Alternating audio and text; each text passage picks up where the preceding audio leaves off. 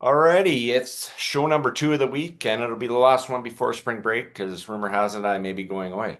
But today I am joined by Tony Banks, former NFL quarterback, former Super Bowl winning quarterback.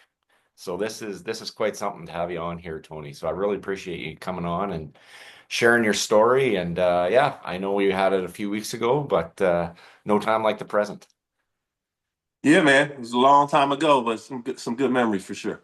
Yeah, definitely. So kind of take us back to your journey there, getting coming out of Michigan State and then your time in St. Louis and kind of take us to, you know, various stops, whether that was with St. Louis and Washington and Dallas and then Baltimore. Um, well, you just gonna let me take a run at it, huh? Well, I like to hear myself talk sometimes, so you might have to slow me down. No worries. Well, I didn't have the typical journey to Michigan State. I didn't play football till my junior in high school, and still wasn't my favorite sport by any means. I was a baseball and basketball guy, and I was drafted out of high school by the Minnesota Twins. And I took the money. I went and ran with the money, even though I didn't love baseball at the time. I definitely didn't love pro baseball. It's a whole different thing, right? I, Right. I left the day after graduation and we played 60 games in 70 days. And it's a long 10 to 12 hour day, even though you're only playing one game. So it it wore thin on me pretty quick. And I got drafted with a torn rotator cuff, so I can only DH.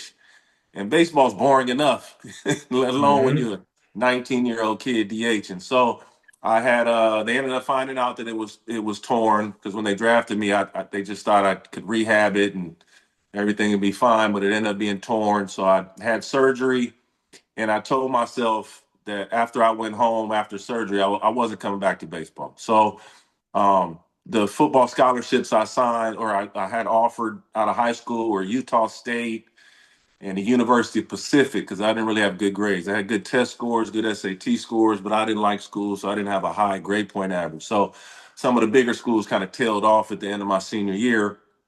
So I went to JUCO and I played football and basketball and had an absolute blast. It was so much fun, and I got to play. Right, if I'd have went to a 4 year school, who knows when I would have had the opportunity to play and how it would have developed.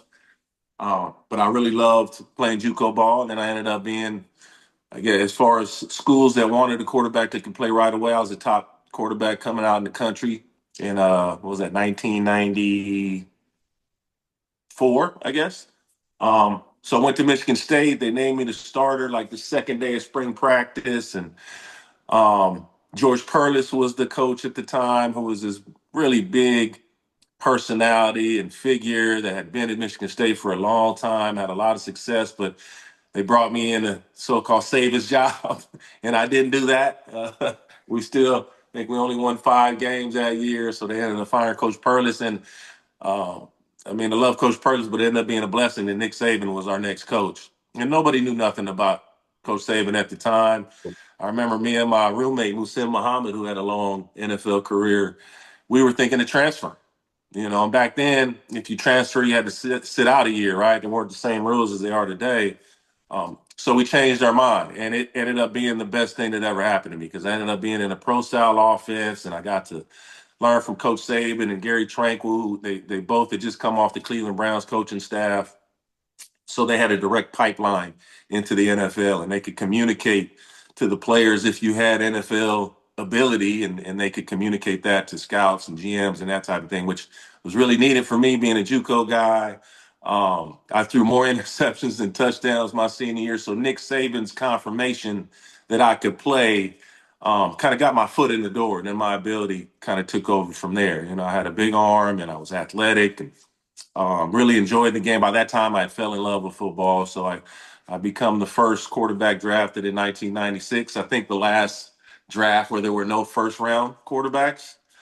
But things were different back then. Rookies didn't play. There was always veterans. Like even when I got drafted, they just signed Steve Walsh to a big contract, and they had Mark Rippon on the roster too. So I was supposed to be like the fourth guy and develop that kind of thing. But I had a great preseason. I just every game I kept moving up the depth chart. So by the end of the last preseason game, I was number two, and I thought I had won the job.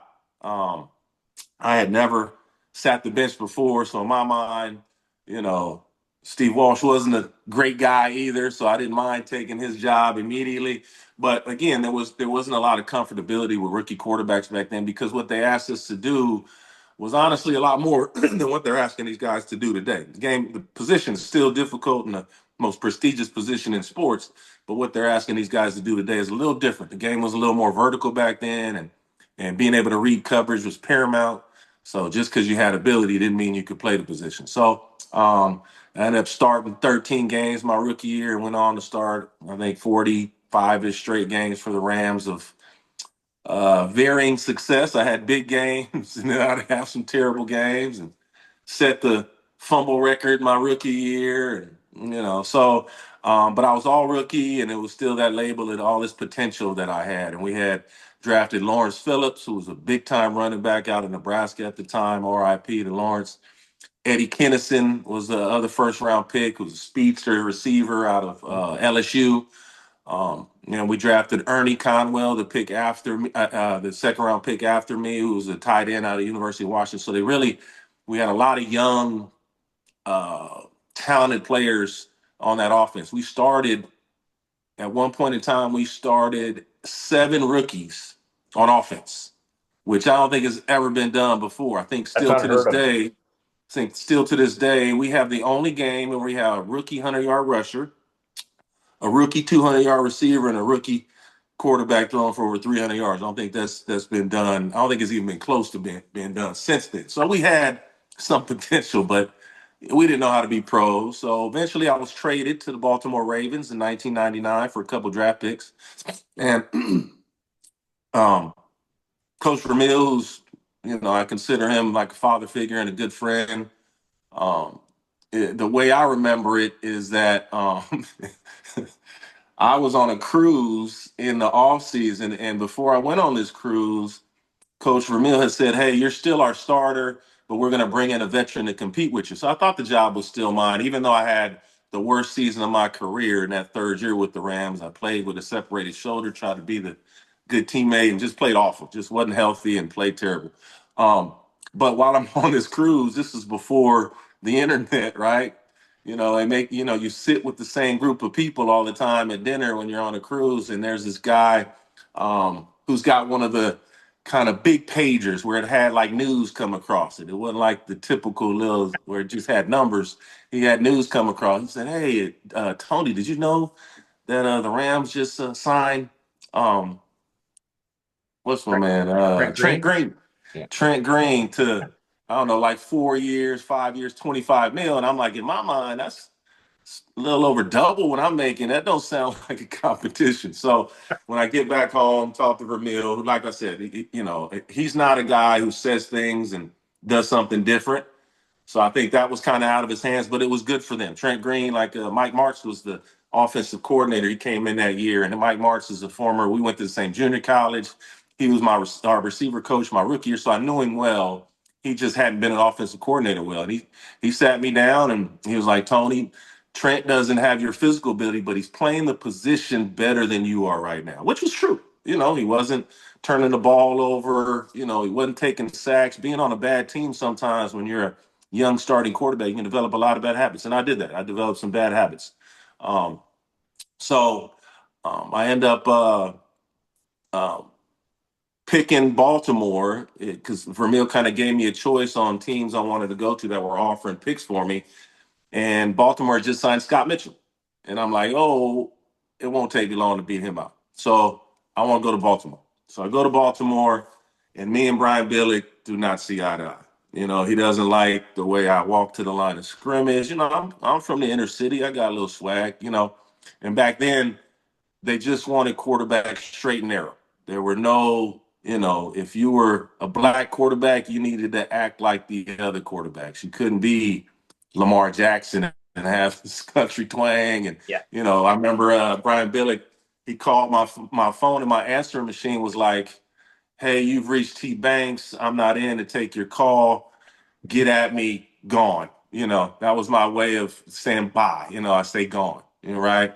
And he he didn't yell at me, but he was like, man, if you're trying to be an NFL quarterback, if these GMs are calling you, if these companies that want you to endorse them are calling you, you can't have this on your answer machine. So again, it was I received it well, and I wanted to be a starting quarterback in the NFL, so I was willing to do any and everything to get that done. So end up not starting the season as a starter because me and Brian Billick did not see eye to eye at all. But I grew. I think I grew on him, and he grew on me because his offense gave the quarterback a lot of freedom, which I like being at an audible and push the ball down the field. You blitz me, I'm gonna block it up. I'm gonna push it down the field. I'll make you pay, right? Right. So and that was kind of my MO, and that's what he wanted. He just, with the Vikings, they threw it all over the field, down the field, Randy and Chris It's Carter and true. all those guys. So that offense really suited me. So I had the best season of my career, the last 10 games in 1999, and they signed me to a big contract in that off season. And I started out the season 2000, our Super Bowl year, and I started out, I think I had 5 TDs in week 2 and maybe 2 in week 1, whatever it was, and I was picking up where I left off in '99.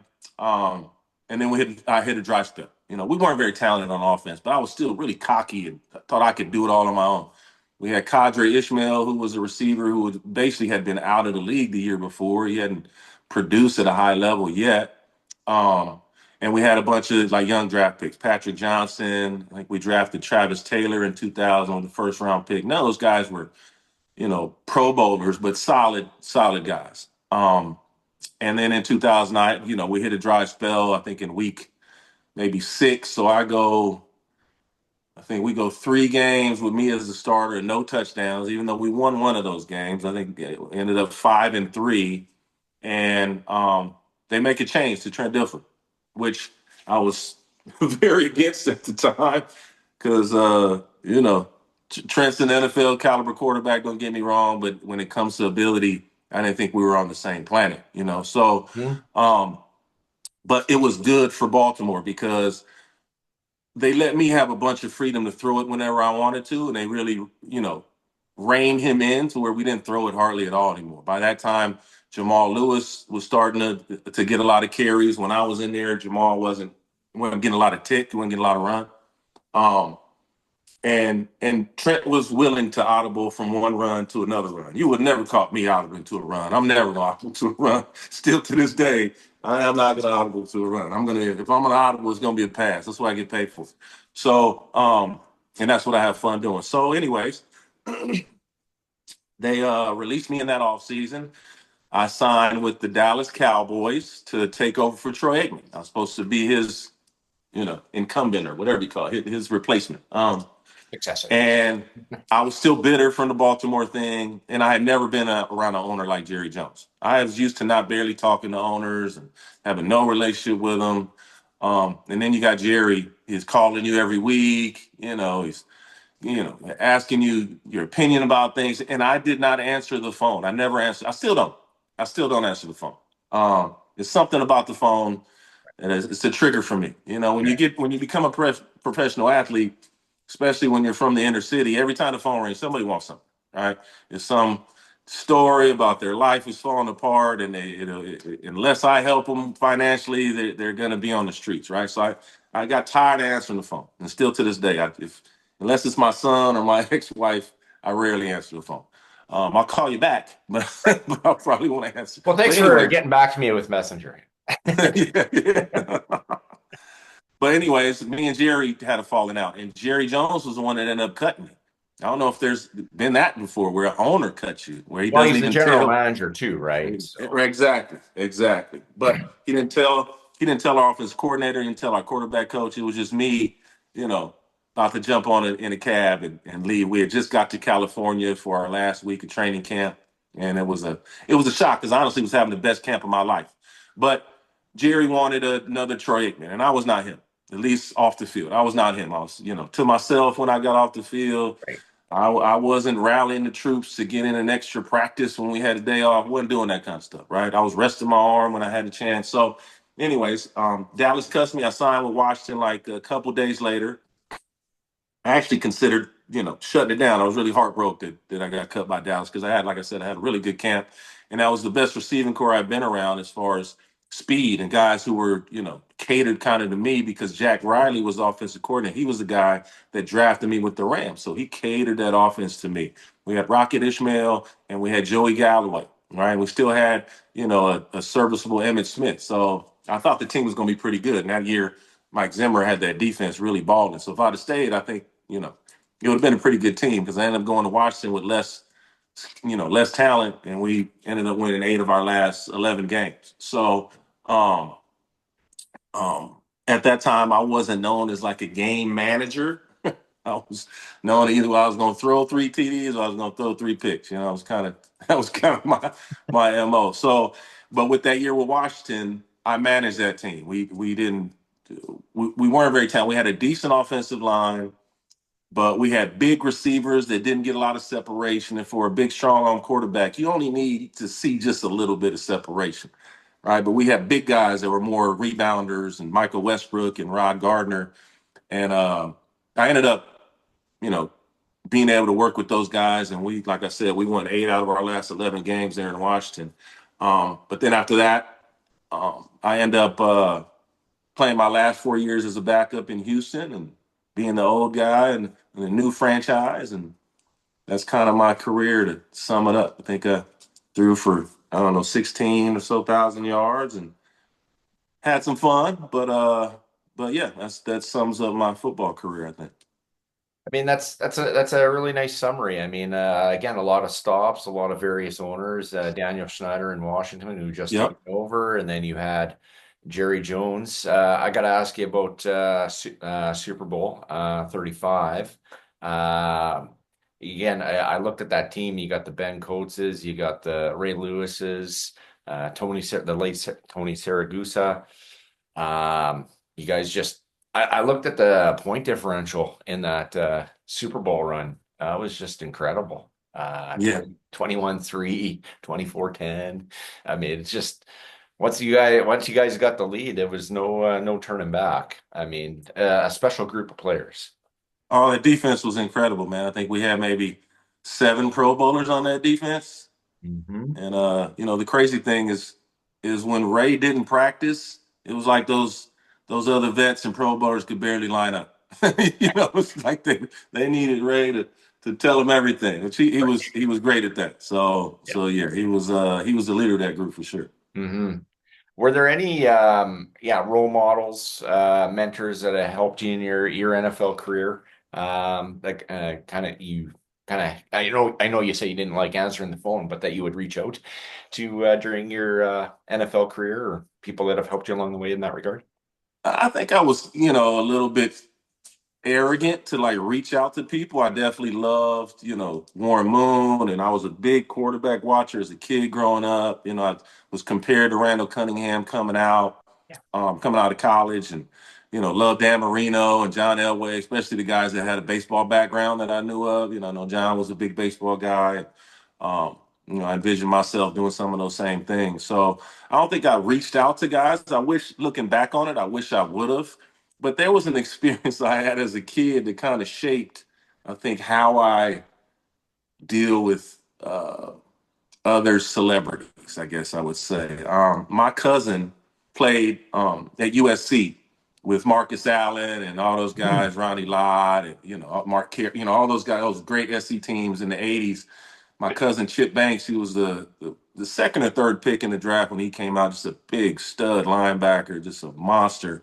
So I'm from San Diego, so we would drive up to those SC games all the time.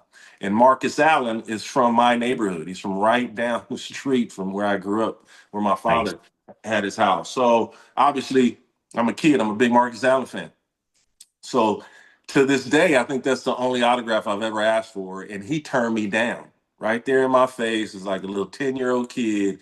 And it just like broke my heart. So I told myself that day, I remember even as a little 10-year-old kid or whatever I was, that he's gonna want my autograph. I'm not asking for anybody's autograph Right. ever again.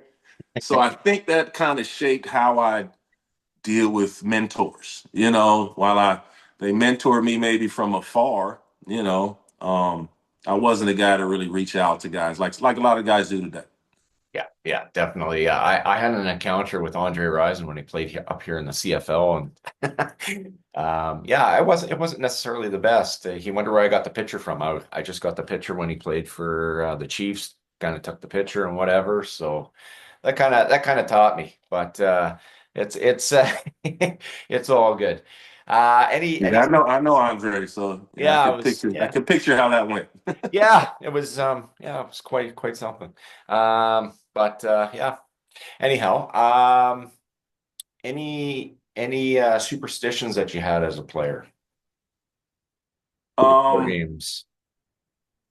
I had more superstitions maybe in baseball than I did in football. You know, I got saved by in 1999, so you can't call it a superstition because that's a Hmm. again, you know, that's not coinciding with, you know, giving your life to the Lord. But I did like to read scripture like on the sideline, you know, kind of calm me down because, you know, sometimes in my career I didn't know what music to listen to, you know, like on the way to the game or in the locker room. Like Hmm.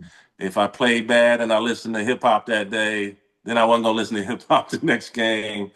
I'm listening to R&B, and if I didn't come out fast enough, I'm like, I can't listen to R&B. You know, I got to find it. And I'm listening to reggae. So I before I got saved, I tried those things, Hmm. but after I got saved, you know, scripture helped me more than anything. Yeah, definitely. Okay, so I didn't know that about you. Do you just kind of want to dive into that? How you got saved? How you came to the Lord? I wish it was some beautiful story of me, you know, just kind of learning that, you know, I'm not I can't do it all alone. But that was the first time in my life I wasn't the starter. I wasn't the guy, you know. So I was just searching for answers, right? I didn't start those first 6 weeks. And to me, those 6 weeks seemed like an eternity. I can't believe I got to watch Scott Mitchell play. You know, I can't believe I got to watch Stoney Case play. Like this was like how are these guys on the field? So I was looking for something, and we had a really good team chaplain, Rod Harrison, who I still talk to this day. Um, and he just kind of walked me through the process, and I ended up like practicing better because I wasn't so bitter. I wasn't walking in and to work Hmm. bitter and angry and hoping for somebody to get hurt. You know, I had never won a job like that. You know, so um, after I got saved, it gave me this peace that honestly I never had before, especially when I was off the field. On the field, I was most of the time able to lock it in and, you know, block out the distractions.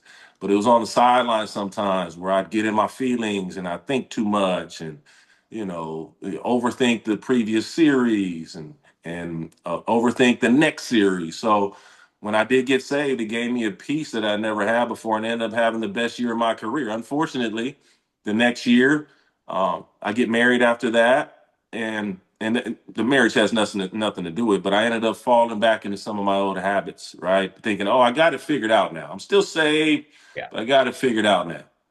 And then 2000 happens, and I end up, you know, not being the guy for our super. That was my team. I got us over the hump. I'm the one that beat Jacksonville for the first time. I'm the one that beat Tennessee for the first time, and not by that defense. I had to throw a lot of touchdown passes against Yeah. those teams.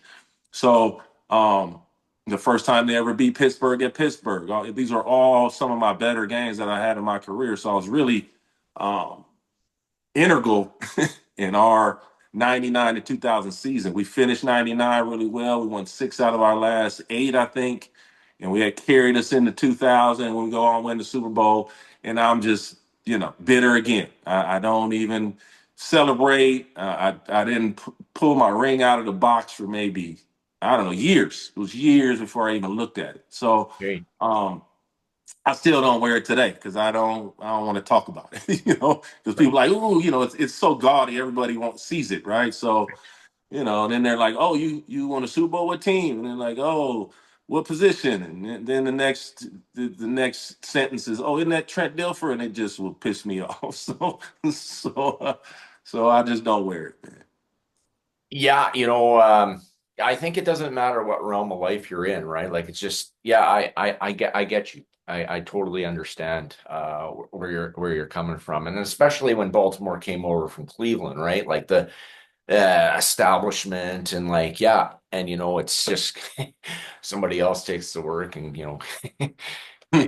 yeah, I don't even want to finish the sentence, but you know what I'm Yeah, saying, right? yeah, for So sure. yeah, I mean, yeah, that's definitely huge. Guess maybe a couple more things. This has been awesome. This has been great. Um, Favorite stadium to play in the NFL? Ooh. Um, well, now it's called PSI Net. You know, Baltimore had a lot of good games in that Baltimore Stadium. So I'd have to say there. We just last year they just did a big thing of the top 25 plays in PSI Net Stadium history.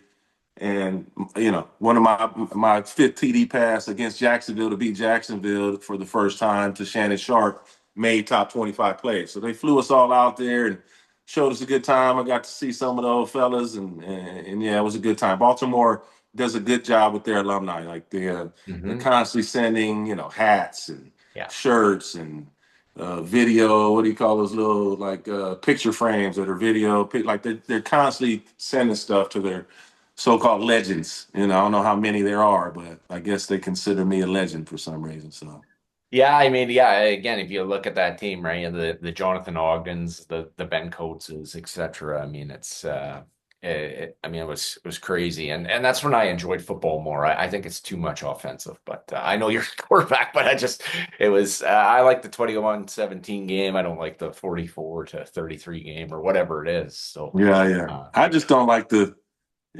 protecting the QB. It goes a little too far. To Yes, me. it definitely does, and I know Patrick Mahomes gets preferential treatment. Yes, I said it. Well, that's nothing new. I remember when I was in the league, Steve Young got preferential treatment. Me playing for the Rams, I got to play them twice a year, and I would get clotheslined and drove to the ground, and being treated harshly, and they would have to lay Steve down like, yeah, you. So there's always been that discrepancy. I think that's human nature with some of those refs because they're fans too, right? They Right. can't help themselves sometimes. Yeah. So it's not like I'm not advocating for refs because I don't like them in any sport really, but but I do understand it's a tough job. Yeah, most definitely. One last question. What is keeping Tony Banks busy now in the year 2025? Well, I'm very retired, but I was a high school head football coach out here for a few years, and got a chance to coach my son. So that was for the most part good. We butted heads a little bit, and then we were just on a reality show, me, my son, and my ex-wife called Extracted, and didn't do very well, but had a good time kind of doing it. It's a survival type show, so that was a new experience. But my son's 18, just trying to have as many experiences with him as I can. Because what did I read sometime? When your kid turns 18, you have spent 90% of the time you're gonna spend with them, and that's kind of scary to me. And I'm a single dad. I've been divorced since 2011. So coming up on 14 years, I think. So um, I do cherish those experiences with my son. He's the only child I have, and he's a aspiring football player too. But injuries have got him a few times, so he's still plugging away, still trying to get it done, and I'm trying to support him as much as I can. And what position does he play? He just switched to receiver, man. I think that's the best thing could ever happen to him. Quarterback's not for everybody. Just because you can throw a spiral, don't mean you should play that position. Because there's a lot of peaks and valleys at that position, and no matter what level you play that position on, there's people watching that don't know a lot about football, but they know who to blame, right? So, Mhm. my son didn't take being blamed very well. As much as I preached to him as part of the position, and I begged for him to switch positions because he's a big old 6'4", 200-pound athletic kid. Probably a little faster than I was. So yeah. So now he just switched to receiver this year, and trying to see if we can. Now that there's no, I don't think there's.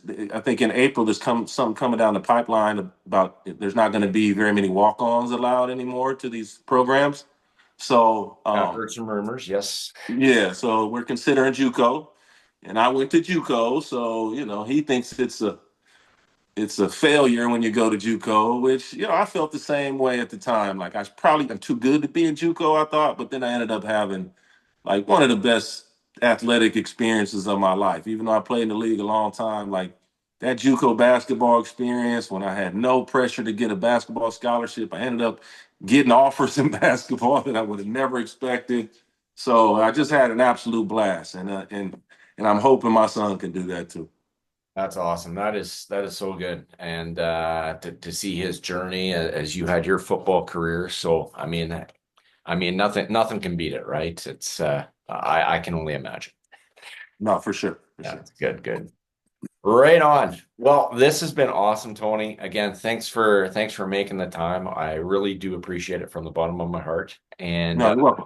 as I always tell every guest, if you ever want to come on again, if you want to handicap, a week 16 in the NFL or whatever else would be on your mind, I'd love to have you on again. Sounds good, man. Yeah, no worries. I'll put this on YouTube, and that's where you can see it, and it will also be on my Facebook page. But yeah, have a great day, great week, and God bless. All right, you too, Steve. All Yeah, right. thank you. All right, bye bye.